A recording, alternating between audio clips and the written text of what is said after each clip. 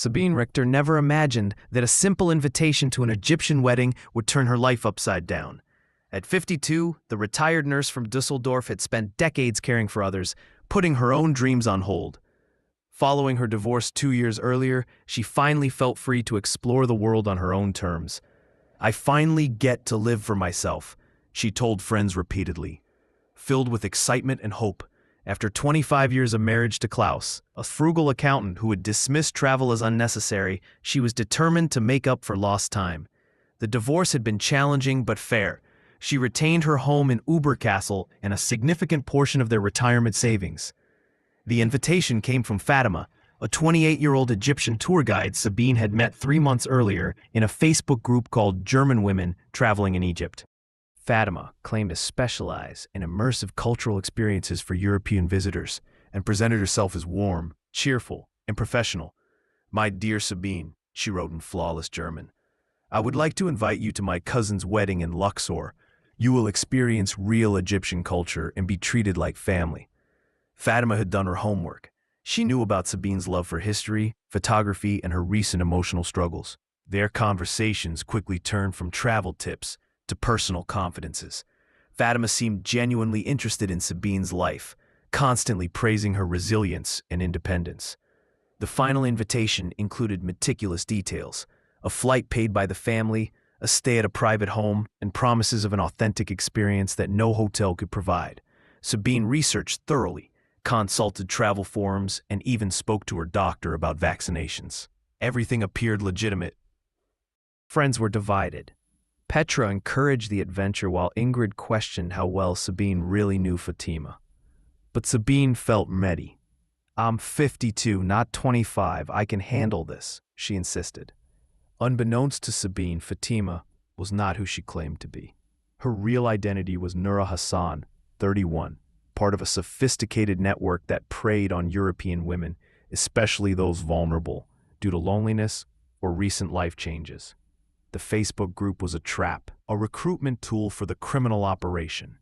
3 days before the trip, Fatima messaged Sabine about a last-minute change. The wedding would be in a smaller town called Esna. Sabine, already packed and excited, saw no problem. She even sent a photo of her passport to her son Thomas, writing, "Your mother is finally taking her dream trip." On March 15th, she arrived at Cairo airport expecting Fatima to meet her.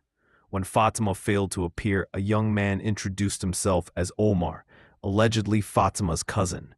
He seemed friendly and knowledgeable about Sabine's life, quickly putting her at ease.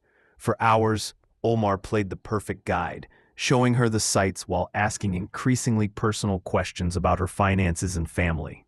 At night, he left her alone in a small, barred room with 2 veiled women. Sabine tried calling Fatima, but there was no signal, and Omar had taken her passport. By the second day, inconsistencies mounted. The supposed family seemed distant, the town wasn't Esna, and Omar's demeanor had grown cold. Sabine realized she was trapped. The women weren't relatives, they were part of the network. She understood that she had walked into a human trafficking operation targeting European women. On the 4th day, Omar revealed the horrifying truth: Fatima never existed. He had created her persona to lure women. Sabine was the 70 German woman they had targeted that year. Omar explained that wealthy men paid for European companions, and she had been evaluated as the perfect candidate. Panic set in, but Sabine remained determined. She began observing, noting small details. On the 5th day, one of the women, Amira, secretly helped her. She provided a veil and indicated an escape route through a window with a loose section of bars. Despite fear and exhaustion, Sabine climbed out, navigating rooftops and alleys until she reached a main street. A police car appeared, and she ran toward the officers, shouting for help. Her timing was perfect. An international investigation was already underway. Her escape triggered one of the largest anti-trafficking operations in recent Egyptian history. Omar and other network members were arrested.